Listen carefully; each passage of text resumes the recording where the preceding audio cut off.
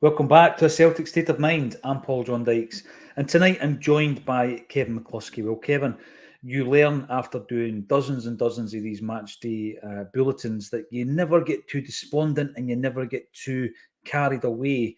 But I'm going to have to temper it at this halftime bulletin because that was a tremendous performance by Celtic. We've got our noses in front on two occasions and we're controlling this game. It's looking very good after 45. It is. I'm going to have to do a big job, I think, at controlling myself and, as you say, tempering the emotions and not get too carried away after that. That was, I mean, regardless of the scoreline, that was a brilliant 45 minutes of football. I thought it was a really good game, enthralling match. If it wasn't your team that was involved in it, you'd still watch it. You couldn't take your eyes off it. The fact it's our team that's playing, and we're 2-1 up, and we've controlled the narrative of this game. We've come from not from a goal behind, but from losing that penalty, which I thought was never a penalty. You know, you've had that wee bit of adversity, and then they've come back again. It's been an absolutely brilliant first 45 minutes of football. And yes, I am going to have to do my utmost to not get too carried away in the next 15 minutes. Listen, if it stays this way, or if Celtic stay ahead come 90 minutes, then we will be very excited at the full time whistle. You used the word adversity, and I took a note here that the Feyenoord game, you're looking at two red cards. Lazio, you score what you think is the winning goal, and it really is bootlaces of being the winning goal, and then CCV makes an error. And I was looking at that 5th minute injury to Rio Atate, and I thought to myself, is that going to be another bad luck story? What a character we've shown, Kevin. We'll come to the goals, we'll come to the performances. What a character we've shown. And I'm going to start off with someone who's maybe gone under the radar a wee bit. Bernardo. He gets thrown into this game after 5 minutes. And I think he's had a pretty good first half. Looks very composed. He does. There's been a few times in that half. Excuse me. There's been a few times when he's been on the ball and he's been doing things. And the only way that I've realised it's not been Matt O'Reilly is because O'Reilly's got his socks down by his ankles. Otherwise, he's been looking and playing very much like a Matt O'Reilly type. And I mean, that's the biggest compliment you can give to a centre midfielder at Celtic. But absolutely coming on, he's probably expecting to play the last 15 minutes of this game. Yeah. No, come on inside the first 15 minutes, and he's adapted to it straight away. He's been playing as if he's been in the team from the very beginning. It's been a really assured performance by him, just as it has been by the other 10 guys around him. An absolutely brilliant first half. You know what? It was a statement of intent by Brendan Rodgers because I'm looking at the substitutes and I'm thinking, do you shore it up? We've been talking since Sunday about Awata and what he brings to the team. Do you shore it up? No, we'll stick to the game plan. And he's changed Hatate for a player who's more in the mould of Rio Hatate and bringing in Paulo Bernardo. Yeah, he's not done anything too fancy, Kev. He's just, he's stuck to the game plan. We'll come to the goals, as I say. But yeah, a bit of adversity in there. Even losing the lead, to the penalty that, as you say, you are determined that was not a penalty. I'd like to hear your thoughts in the comments. Was it or was it not a penalty? Were Celtic harshly treated with that decision? Let's start off with Kyogo. Now, I do believe before the game, Kev, I made a wee prediction. Would you, Paul? Would you like to remind me what that was? I predicted that Kyogo would score tonight.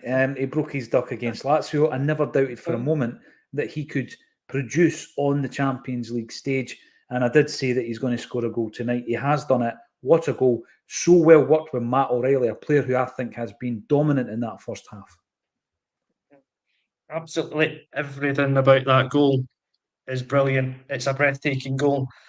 Again, watch that goal, and if you could do one of those things where you put one team all in white and one team all in black, and watch the goal, you'd think this was a goal from like one of the great sides of history. It was brilliant.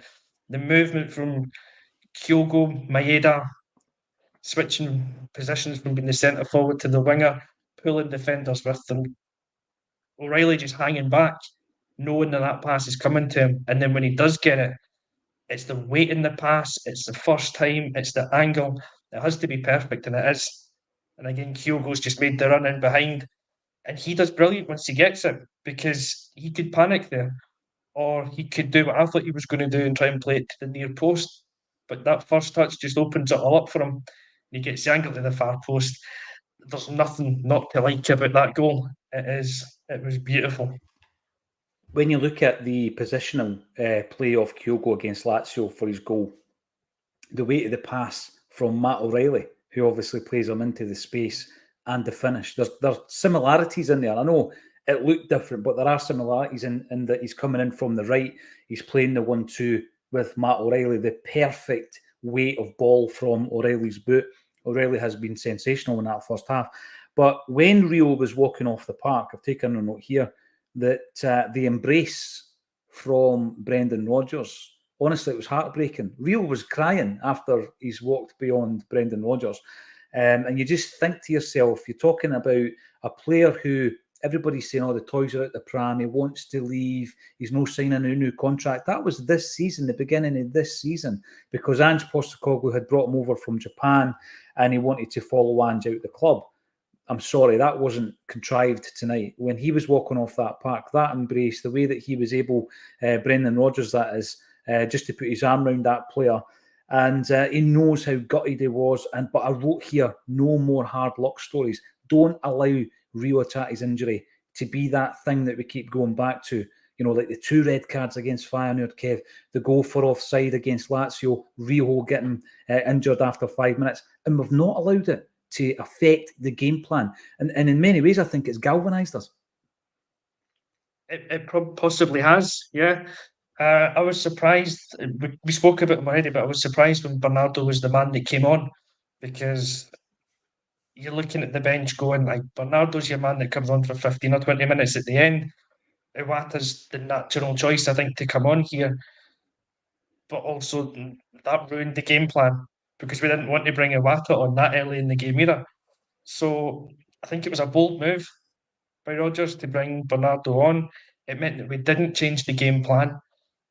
And it's a wee bit reminiscent in a sense to 4-0 game against Rangers at the beginning of last season, when Kyogo goes off after 3 minutes or 4 minutes, whatever it was, and Giakoumakis comes on, but we never let the loss of a star player in that game affect the rhythm, the game plan, and it's happened again tonight. And so far, 45 minutes in, every one of them has been excellent, but they've been really, really brave on the ball as well. I've noticed there's been a few times when, like, our back line has just looked so comfortable on the ball in tight spaces. Yeah. You've got Antoine Griezmann and Morata chasing you down, hustling you, pushing you into the corners, and every one of them's just lived up to it. It's fine. I've got my head up. I know where my pass is. I know where my teammate is, and you can't beat things like that. So that's the improvement from the opening game to now, looking a bit disjointed, to taking Atletico Madrid on at a game of football. Yeah, absolutely. And there's a few things I want to note on that. By the way, yes, you're right, class 1978, because I commented that's a year of my birth. You did say Kyogo and Palma would score, and you were spot on.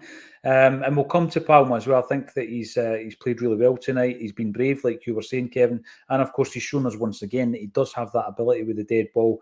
Brilliant strike. Now, there's a few things I want to say about the way that we played tonight. The first thing I'm going to say, and I've seen it against Feyenoord actually, because we utilised Rio Tati in a really high line. Remember, he was chasing down defenders from the first kick of the ball.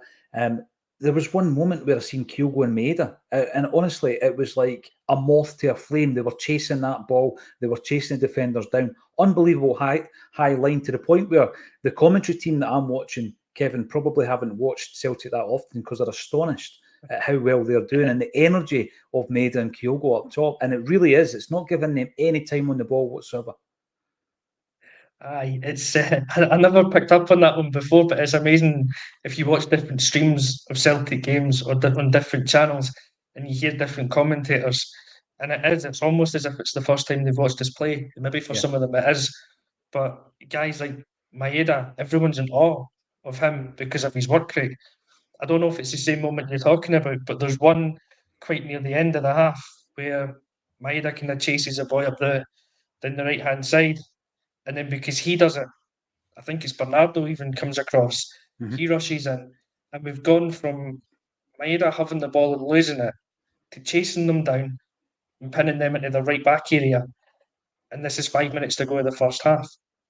And that's what we've been doing for the whole game. Maeda's been everywhere. You've seen him popping up on the left. He's been at right back. He's been at centre back. He's been centre forward. He's been right wing. He's been everywhere, and he's not given them a second on the ball to settle. You know, the other part of the game that I noticed, and I've actually heard Brendan Rodgers talking about taking a rest whilst in possession, right?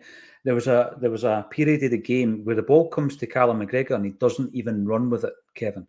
He just stands with the ball. He actually then turns back and he retains possession. He doesn't go forward. And I remember seeing it, thinking to myself, see, last season we wouldn't have done that. But Brendan Rodgers has spoken about it. It has, and we've spoken about it at Pittodrie and at Tynecastle for 20-25 minutes. Celtic can kill a game. Now, by the way, it was only one example of that. Atletico Madrid are chasing the game tonight. We won't have the luxury of doing it for 15-20 minutes. But I have seen pockets of the game where, you know what, they just take the foot off the gas, they keep the ball, keep possession, and then they start playing it around the back. McGregor done it tonight. He wouldn't have done it last season. No, he wouldn't have. He wouldn't have been allowed to do it last season because it was full throttle last year. But we'll do it tonight. And you say we'll not do it for 15 or 20 minutes, but we'll do it for 5 minutes here and there. And it'll just be enough to take the sting out of the game from Atletico's side. So actually, my wife asked me during that half, because she's looking at it going, are the Atletico players going to be fitter than the Celtic players? Will they be able to last this longer? And it's got me thinking about what you'd said there, and they won't be because of that game plan. So they might be physically fitter and stronger for whatever reason, but we'll kill the game at times. So that won't matter. That won't have that same influence in it because now, like last season, it probably would have because we're going hell for leather all the time. But this season, we've got that game management of Rodgers where he knows if we kill the game for 5 minutes and then lift the tempo and then kill it and lift the tempo and we don't allow them to dictate the game, we have a really strong chance. And that's what we did in the first half. And I know that moment you were on about with McGregor because I've noted that down as well. There's one of the podcasts I listen to and they talk a lot about this rest defence. Yeah. And that's exactly what that is. It's resting with the ball and keeping possession and just stroking it around. And that's when you've got to praise that defence. Because again, every time the ball's come back to them, Carter Vickers, Scales, Johnson, Taylor, every one of them so far has looked so comfortable and calm on the ball. There was another occasion, Kev, where Johnson, he puts his arm up and instead of following the play, instead of going into the last third of the park, he stays where he is and he allows the play actually to come up to his level and he eventually gets the pass. But it was that moment I'm looking at it thinking we wouldn't have played like that last season. By the way, last season was very effective. I'm just pinpointing that there's other ways to play, and Brendan Rodgers is tapping into one of them. 1,000 strong in a live stream. Thanks everybody for getting involved. Celtic are putting in a phenomenal performance. Is it a special one? Is it going to be one of those nights at Paradise? Hopefully it is. Franny Weldon for Mori. What a goal by Palma. Let's talk about the man. We are playing very well indeed. Palma has been the success story of the new signings. There's no doubt about it. You know, you throw in the Lazio goal on top of it, Kevin, and it's been an astonishing start for him. He's been absolutely tremendous since we signed him. He's scored in almost every game, and I will include the Lazio one as being like it was a in inverted commas goal in that game as well. But I think he's been brilliant tonight, even out with the goal. Every time he's got the ball, he's caused them a wee problem down the left-hand side.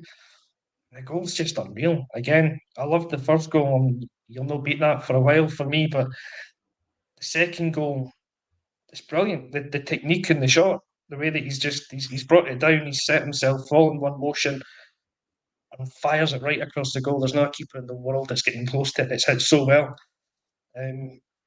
Most beautiful thing about that goal, though, and I don't know if it was if you were fully watching the same stream as me with it, but they do a 3D VAR review on the move, and it's the defender's backside that is playing Maeda onside for Taylor's through pass in that inside left channel. And by the way, that pass needs to get talked about because that's a trademark Taylor pass in that inside left. Yeah. The secondary assist, brilliant pass. And that's a player who has come under fire at this level, at the Champions League level, is he good enough? Well, have a wee look at that pass. He absolutely tears the defence open. Maeda does well. Obviously, I think he's maybe looking for Kyogo, to be fair, but it turns out to be a great pass. I just love the quality of the graphics. I don't care what part of the anatomy is playing us on side. The quality of the graphics is unquestionable. Just one little thing I would say, point to note, just beware. I mean, we did concede a goal. It was chalked off for offside. But, they are still dangerous, Kevin, and I'm pretty sure Rodgers will be drumming that into the team. Joe Hart saved a penalty. We'll talk about that at full time. Get back to watching the game, and we'll see you after the 90 minutes are up. Thank you, everybody, for getting involved, and to Kevin McCluskey for joining me on A Celtic State of Mind.